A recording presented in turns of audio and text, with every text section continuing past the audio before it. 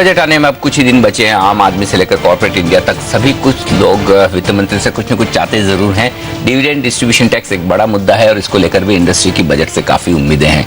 Budget में DDT यानी कि डिविडेंड डिस्ट्रीब्यूशन टैक्स पर कितनी रियायत मिलनी चाहिए और क्या कुछ बदलाव होने चाहिए, इन सब पर बातचीत करते हैं। हमारे साथ देश की दिग्गज कंसल्टेंसी फर्म केपीएमजी इंडिया के पार्टनर विकास वासल हमारे साथ कार्यक्रम में शामिल हो रहे हैं। विकास जी, स्वागत है आपका सीएनबीसी आवाज पर। पहला सवाल कॉर्पोरेट इंडिया के लिहाज से लेना चाहता हूं आपसे, क्योंकि डिविडेंड डिस्ट्रीब्यूशन टैक्स को यह माना जाता है कि जब एक बार ऑलरेडी आप कंपनियों की कमाई पर टैक्स लगा रहे हैं, उस कमाई का एक हिस्सा जो वो शेयर होल्डर्स को बांटते हैं, तो उस पर टैक्स लगाने की जरूरत क्या है? अगर लगा भी रहे तो फिर इतना ज्यादा क्यों, जो कि 20% तक पहुंचता है? क्या मानना है आपका, क्या कुछ करना चाहिए वित्त मंत्री को इस बजट में डीडीटी को लेकर? देखिए, दो मुद्दे हैं। पहला तो ये कि जो डिविडेंड डिस्ट्रीब्यूशन टैक्स का इफेक्टिव टैक्स रेट है वो आज 20% है। मेरे हिसाब से ये टैक्स रेट काफ़ी ज़्यादा है। पहले तो इसे कम करना चाहिए और इसे अगर बिल्कुल ख़त्म नहीं कर सकते तो इसको 10% कर देना चाहिए। दूसरा, जैसा आपने कहा कि अभी ये टैक्स जो है वो इंडियन कंपनी के ऊपर लगाया जाता है। अगर यही जो है, अगर हम पहले प्रावधानों के ऊपर जाएं, अगर इसको टैक्स को रिसिपिएंट्स के हाथ में यानी शेयर होल्डर्स के हाथ में किया जाए तो कई शेयर होल्डर्स ऐसे भी होंगे जो 10% टैक्स ब्रैकेट में हैं, तो उनके लिए ये टैक्स रेट ज़्यादा पड़ता है। तो इसलिए सरकार को चाहिए कि दोबारा से इस प्रोविजन को रिकंसिडर करे कि ये टैक्स जो है इंडियन कंपनी के ऊपर ना लगा के शेयर होल्डर्स के ऊपर लगाया जाए। अब वहाँ बात हो सकती है कि छोटे शेयर होल्डर से टैक्स कलेक्ट करना बहुत मुश्किल हो जाता है, तो एडमिनिस्ट्रेटिव इनकन्वीनियंस का इशू आता है। तो आप वहाँ पे रियायत दे सकते हैं। जो स्मॉल इन्वेस्टर्स हैं, 50,000 रुपये तक का डिविडेंड या 1 लाख रुपये तक का डिविडेंड एग्जाम करके। अब इसमें जो बहुत बड़ा मुद्दा आता है वो विदेशी कंपनियों के लिए है, क्योंकि अभी ये टैक्स लगाया जाता है उनकी इंडियन सब्सिडरी कंपनी के ऊपर। इंडियन सब्सिडरी कंपनी जो है वो डिविडेंड डिस्ट्रीब्यूशन टैक्स पे करती है। अब ये जो फॉरेन कंपनीज हैं, ये अपनी होम ज्यूरिसडिक्शन में, चाहे वो यूके है, यूएस है या जर्मनी है, वहाँ पर उनके लिए बहुत मुश्किल हो जाता है, एक चैलेंजिंग सिचुएशन है कि इस टैक्स को वहाँ पे क्रेडिट क्लेम करें, क्योंकि वहाँ की टैक्स अथॉरिटीज कहती हैं कि ये टैक्स आपके ऊपर नहीं लगाया गया, यानी फॉरेन कंपनी के ऊपर नहीं है, परंतु ये इंडियन सब्सिडरी के ऊपर है। तो मेरे ख्याल से इस टैक्स को शेयर होल्डर्स के ऊपर लगाना चाहिए, और यदि हम ये नहीं कर पाते तो एक डीमिंग प्रोविजन आना चाहिए, डीमिंग प्रावधान आना चाहिए इनकम टैक्स के अंदर कि ये टैक्स जो है वो शेयर होल्डर्स का है, रिसिपिएंट्स का है, परंतु इसे कलेक्ट हम इंडियन कंपनी से कर रहे हैं। तो मेरे ख्याल से ये दो चेंजेस अब आने चाहिए। एक तो टैक्स रेट कम होना चाहिए और दूसरा इसको दिखाना चाहिए कि ये फॉरेन कंपनी या शेयर होल्डर्स का टैक्स है। तो 15% टैक्स, सरचार्ज, एजुकेशन टैक्स, ये सब मिलाकर जो आप कह रहे हैं कि इफेक्टिवली 20% तक पहुंचता है, आपके हिसाब से क्या एक रीजनेबल रेट हो सकती है? कितना कम किया जा सकता है इसे? मेरे ख्याल से इसको 10% करना चाहिए, inclusive of surcharge education cess.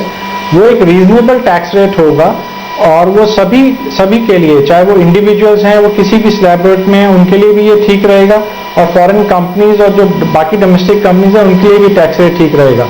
मेरे हिसाब से 20% से 10% कर देना चाहिए इसको। ओके, लगभग 10% तक डीडीटी को लाना चाहिए। लेकिन एक और मुद्दा है, वो म्यूचुअल फंड इन्वेस्टर्स के लिए।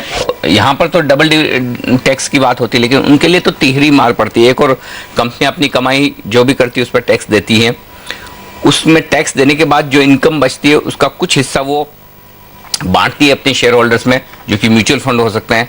अब म्यूचुअल फंड को वो जो डिविडेंड मिलता है, वो डिविडेंड भी कहीं न कहीं वो अपने शेयर होल्डर्स में, यूनिट होल्डर्स में बांटते हैं, उस पर फिर डिविडेंड डिस्ट्रीब्यूशन टैक्स लगता है। तो ये एक ही कमाई पर 3-3 बार टैक्स लगना, और इफेक्टिवली ये टैक्स 50% के ऊपर चला जाता है। तो क्या स्पेसिफिकली इक्विटी कल्चर को बढ़ावा देने के लिहाज से म्यूचुअल फंड पे डिविडेंड डिस्ट्रीब्यूशन टैक्स पूरी तरह से हटना चाहिए, खासतौर से इक्विटी फंड्स पर?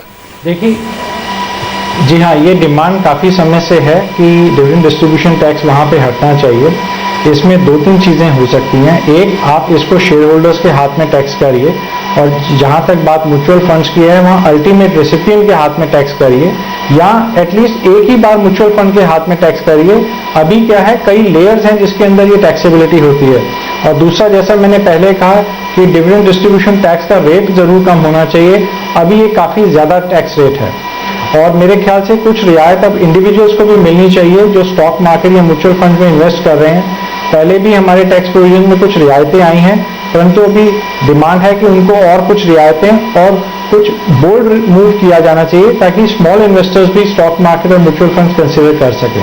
ओके, और आखिरी सवाल आपसे ये कि एक आम टैक्स पेयर को रियायत देने के लिहाज से क्या कुछ बजट में करने की जरूरत है, क्या कुछ प्रोविजंस लाने की जरूरत है? देखिए, डिमांड और एक्सपेक्टेशन तो काफ़ी है एक आम इंडिविजुअल और हाउस होल्ड की, कि जो बेसिक स्लैब लिमिट है इस समय वो 2.5 लाख रुपए को बढ़ा के 3 लाख किया जाए। ATC जिसमें कि सेविंग्स और इन्वेस्टमेंट्स होती हैं उसके लिमिट को 1.5 लाख से 2 लाख किया जाए और इंटरेस्ट ऑन हाउसिंग लोन को भी 50,000 रुपये से बढ़ाया जाए। परंतु हम ये भी जानते हैं कि इस पर रेवेन्यू कलेक्शंस काफ़ी शॉर्ट हैं टारगेट से, तो वित्त मंत्री के भी हाथ बंधे हुए हैं। क्या चीज़ें वो कॉर्पोरेट्स को दे सकते हैं, क्या टैक्स कंसेशन इंडिविजुअल्स को दे सकते हैं, लेकिन मेरे हिसाब से कुछ रियायत बेसिक स्लैब रेट और ATC की टैक्स रिडक्शन के लिए देनी चाहिए।